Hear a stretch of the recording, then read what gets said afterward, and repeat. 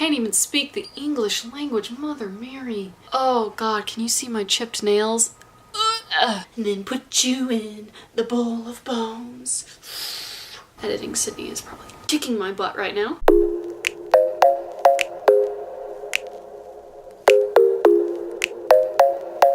Hello everyone, my name is Sydney, and today I should be doing the booktube newbie thing, but I'm not quite on that yet because my answers are just kind of meh. I'm trying to make them a little more interesting for y'all. So instead today I'm going to be doing the Unpopular Opinions book tag just as a precursor for this tag. All of these opinions are my own.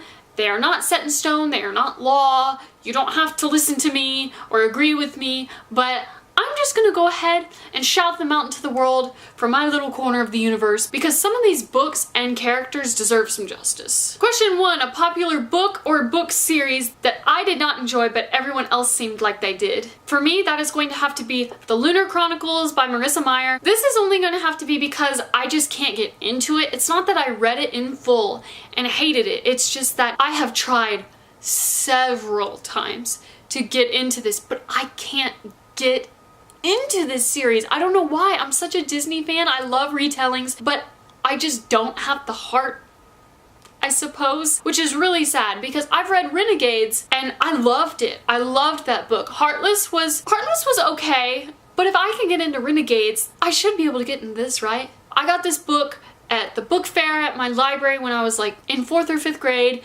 and I tried so freaking hard to get into this book, but it just didn't work. Question 2, a book or book series that I enjoyed but that no one else did. And without a shadow of a doubt, that is going to have to be the Selection series by Kiera Cass. Bite me. Just bite me. Yes, it's problematic. Yes, our protagonist is super indecisive, but I relate. I relate hardcore. I don't like The Bachelor, like the real life Bachelor, but this was addicting for me. I was able to blast through these books. I could finish one book in a day and then just keep going. I loved the characters, and I know everyone hates America, but I didn't. I liked her. I liked Maxon, I liked Aspen, I liked everyone. I even liked Celeste. So bite me. I will go down with this series. Heck, I even liked the other two, The Crown and The Heir. I liked it. I thought the idea was super original with a nice twist because who doesn't love a princess? Well, apparently everyone who hated this book apparently hates a princess. Question 3, a love triangle and the endgame ship was not under your approval. Okay, if you have not read all 3 books of the ACOTAR series or ACOFAS, please skip to this time. Thank you. It's not set in stone, but let me tell you, I do not want, even though I know where it's heading, I do not want Elaine and Azriel to be together. Sue me. I mean, sue me. I find it very weird that the 3 dudes from the Night Court will be with the 3 sisters. Like, is that not awkward to any of y'all? I mean, they're brothers, but they're not blood family, so I mean, like, it could work out, but still. Elaine and Lucien are mates. I mean, come on. I see Lucien as just this small being that I've been with since the first book. I liked him more than Feyre in book 1. Sometimes I still like him more than Feyre. I'm not bashing Feyre, I'm just saying I adore Lucien with every fiber of my being. I think that he deserves love, especially because I know he's trying for that girl. And I know that she's been under a lot of stress and she's coping a different way than I guess what I'm used to. Everyone endures trauma and copes a different way. But it's just so frustrating because there's this whole premise of mates not actually being mates because one mate can choose someone else even though the mating bond is like tugging on the person. I want them to be together. I want Lucien and Elaine to be together because I remember reading so many fics about them and their mating bond being steeled because she gave him an apple or something. It's not even real, but it's just, I think Azriel's a great character, but in ACOFAS, so if you haven't read ACOFAS, you need to leave. In ACOFAS, there was a character introduced that paints alongside Feyre. Her name is Resina, and she and her opened up this therapy paint shop, and it was great.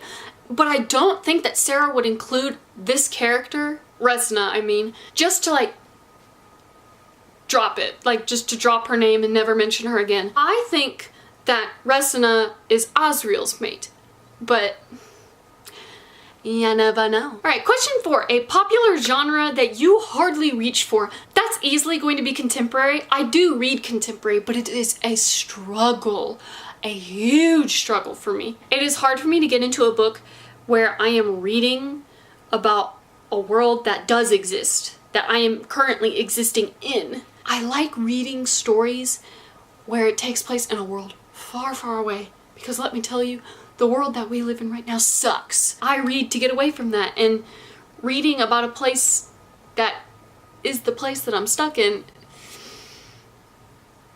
you know? I don't know, you just gotta give me time on that one. I'm really trying, but...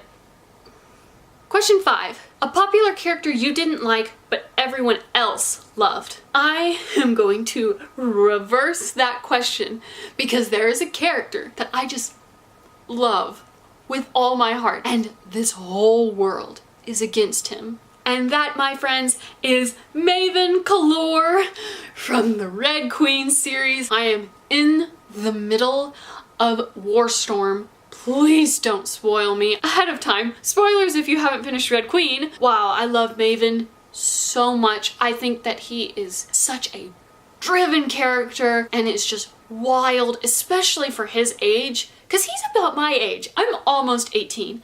So could I please marry him? As long as he doesn't die in the last book. Let me tell you, all throughout reading Red Queen, I was like, man, I love this Maven guy. I love him.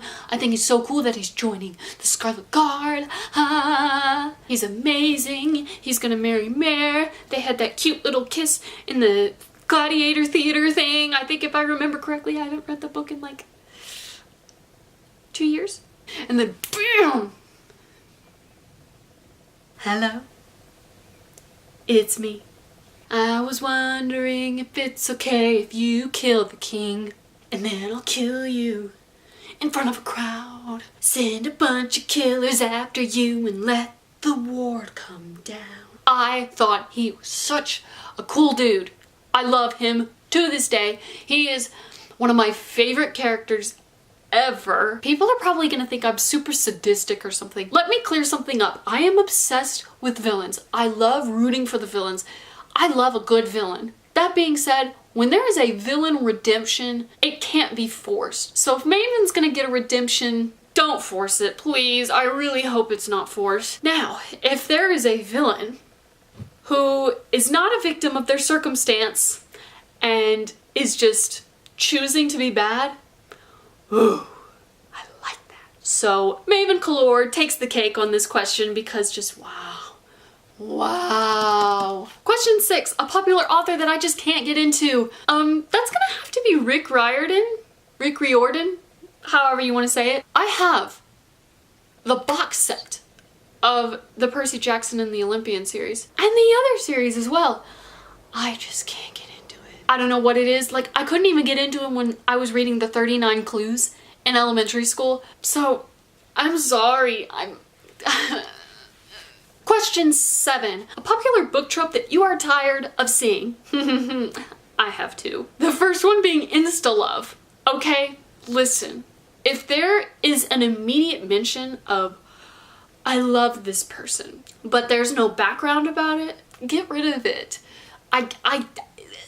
You put so much gravity on a relationship that there's no indication for, or no reason for, because, I don't know, you haven't like been on a date, and then, I'm purposely making my novel not like this and not contain this. It's the convenient absence of the family of the main character. Like, I get it if your parents are dead. It happens. But if you have a family alive and breathing, like, do you think they'd actually let you do all of the things that you are doing? Because if these characters are my age, almost 18, 17, maybe younger, I mean, you just learned how to freaking drive a car. I don't know what makes you think that you're gonna be the leader of a revolution without your mama saying, are you sure about that? I don't think so. I think you're gonna be in your room, you're grounded. You know, moms bring you into the world. Your parents are there to help you through your hard times. So if you're going through a hard time and your parents are alive, but they're just who knows where, I hate it. I hate it. Question 8, a popular book or book series that you just won't read for any reason. I'm gonna have to say 50 Shades of Grey because I have no interest in it. Apparently it's poorly written. It's Twilight fanfic turned into a novel, and with how cheap the movies look, I just can't do it. And finally, number 9, final question. They say that the book is always better, but what movie or TV adaptation was better than the book? What movie was better than the book? 700 pages. 700 pages. The movies were so much more entertaining, especially the second Breaking Dawn movie. I mean, the scene. You know what I'm talking about. I remember being in 6th grade and reading Twilight on my Kindle, and my sweet teacher, Miss Ellis, picks up my Kindle and goes, "What are you reading?" Right about the page where Bella gets into the mirror room and James comes in and that whole business. And she was like, "Oh, you're reading Twilight?" And I was like, "Yeah, it's pretty good. It's pretty popular, right? The movies are coming out." "Well, you better catch up because Breaking Dawn's coming out this year."